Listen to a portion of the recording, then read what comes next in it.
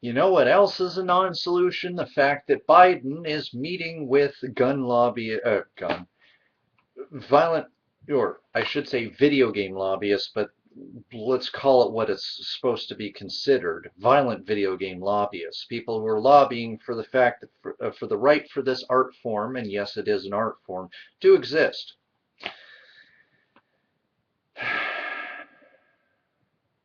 So here's basically what's gone on. No word on whether games will be in the recommendations he sends to the president. Biden in huddle with video game industry today. Leading video game industry reps will today meet with Joe Biden, who has announced that he will send the White House gun violence task force's recommendations to the president by Tuesday, reports The Hill. Among those in attendance will be the CEO of the lobbying group, the Entertainment Software Association, which represents companies such as Electronic Arts and Microsoft. Violent video games have once again come under fire in the wake of the Sandy Hook shooting, which if you've been following my video series on violent video games and their effects on your average human being, you would realize how absolutely a waste of time and stupid this is. This is 2013, and we're still acting like this is 1994, and Mortal Kombat has just come out onto the arcade market. But there's no word on whether Biden's list of recommendations will mention such games. Tighter background checks will likely make the cut, which they should. I'm sorry, gun lovers, but having no background checks at gun shows is not acceptable. Even you should be able to agree to at least that, which at this point I would consider a small victory, but not nearly enough to fix this part of our problem. But maybe not renew the ban on assault weapons. Oh, goody. So, if I am to understand this correctly, again, Biden's not necessarily recommending this, but if I am to understand this correctly, Biden's putting more stock behind possible bans or restrictions on violent video games, despite the fact that 2/3 of parents never read the ESRB that they fought so hard to get in place, and never read these ratings. And yet, no, they're not culpable when their kid does something bad and happens to own one of these video games. Never mind that 80% of the time, 80%, which I would say is higher at Target because it is literally illegal for me to sell a violent video game to a child that's rated 17 plus to a child who is younger than 17 years of age. And I'm on camera and they can tell if I've falsely allowed for the game to be sold. I can go to jail. I can face fines. I cannot peddle violent video games upon these young kids. Not that I would have wanted to or would have if I'd had the chance anyways, but I digress. This is so ridiculous. We're going to go after something that's innocuous, something that has no discernible effect on the general populace, and we're going to then ignore something that, at least in terms of causes of death, last time I checked, was 15th on the national list of leading causes of death in this country. Now, 15th isn't horrible, but it's not great either. The fact that it's even on the list is pretty dang terrible in and of itself. But so we're gonna not do responsible regulations that we need. We're not going to actually go through with something that we absolutely have to have in order to move forward as a society. One of many, many things to fix this problem. And we're going to go after something that's not related.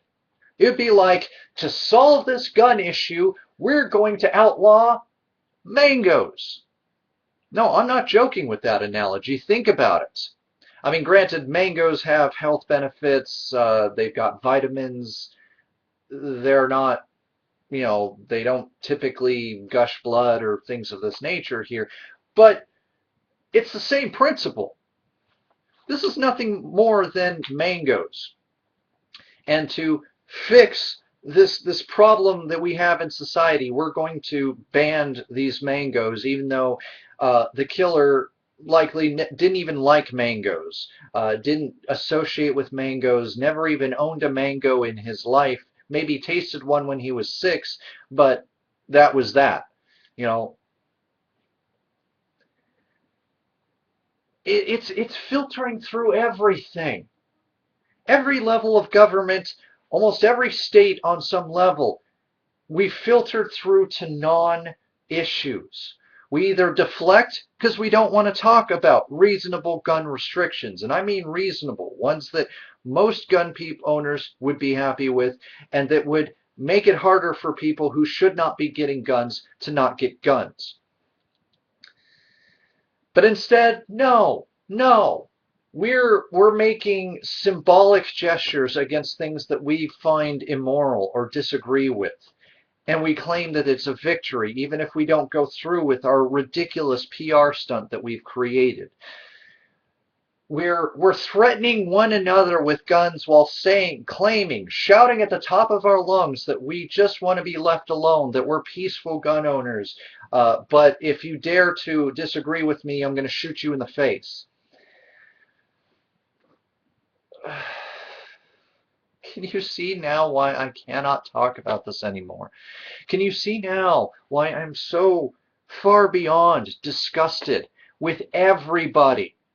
That nobody comes out of this smelling like roses, myself included, although I've copped to the times that I've stepped out and become disrespectful, like in the wake of the actual tragedy, when I felt that it was my duty to be a counterbalance to the stupidity and the disrespect that was being placed upon us and at our feet by these damn anti-gun lobbyists who weren't completely wrong in terms of what they're saying, but they picked a really terrible and disrespectful time to say it. And I have a greater disdain for you, though that's starting to tip because of these gun advocates who are way too angry just in discussing things. And it's very clear that if we ever try to even come near some of their more dangerous military-grade hardware, they will use said military-grade hardware to kill us, which is not a solution either. This is a clusterfuck, America. I hate to use that term because I'm really not supposed to be cursing on this channel, but how is this not? How does any of this make any sense whatsoever? How does any of this work? How is any of this making us better? How in the world is any of this making us safer?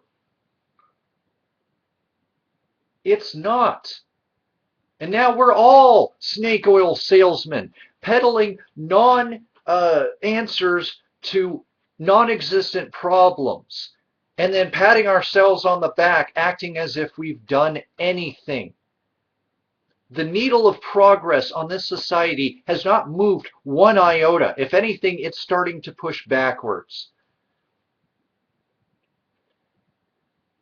I've been disgusted in the past of calling myself an American, and when I hear people trying to wrap up this whole gun thing in patriotism, it makes me even sicker.